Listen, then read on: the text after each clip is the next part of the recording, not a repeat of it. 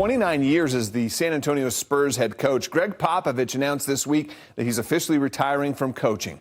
Even though he steps away from the bench, Pop will remain with the franchise as the team's president. Pop's 29 seasons with the Spurs is the most with the same franchise in NBA history.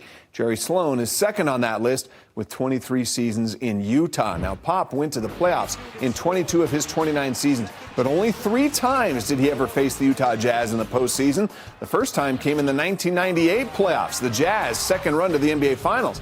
The two teams met up in the second round. Tim Duncan averaged 21 points per game in the series. David Robinson added 18.8 points and 12.6 rebounds. But the mailman powered the Jazz to the series win in 5 games.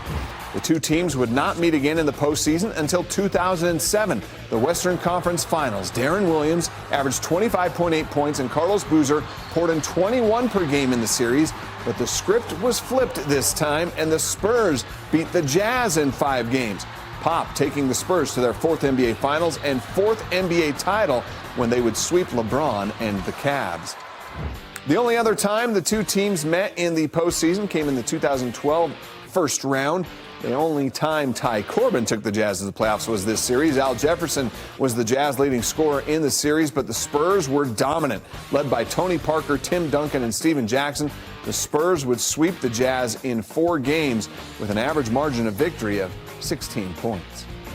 5 years later, Popovich would tie himself to Jazz history once again, this time midway through the 2016-17 season with the Spurs. A 102-86 win over the 76ers. Popovich would tie Jerry Sloan for the most wins by a head coach with a single franchise in NBA history.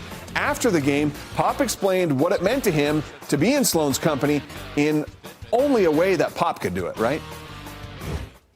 You matched Jerry Sloan for most wins with one franchise. I know records don't mean a lot to you, but considering it's Jerry Sloan, does that record have a little more meaning? No, he's in a different league than me.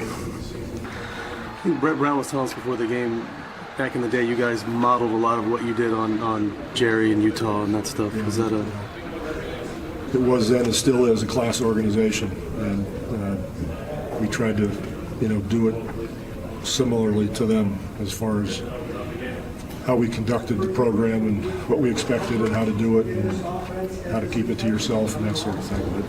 But you get all those wins, it's just a longevity thing more than anything. So I'm thankful for having the job for a while. Then on March 11th, 2022, Gregg Popovich would make NBA history against the Utah Jazz. The Jazz would blow a 15-point fourth-quarter lead against the Spurs. That was a familiar story that season. DeJounte Murray scored a game-high 27 points, and the Spurs won by 2, 104-102, the 1,336th win of Popovich's career, breaking the all-time record. Popovich now retiring with 1,412 all-time wins. Doc Rivers is the next closest active head coach, but he still is 249 wins behind Pop.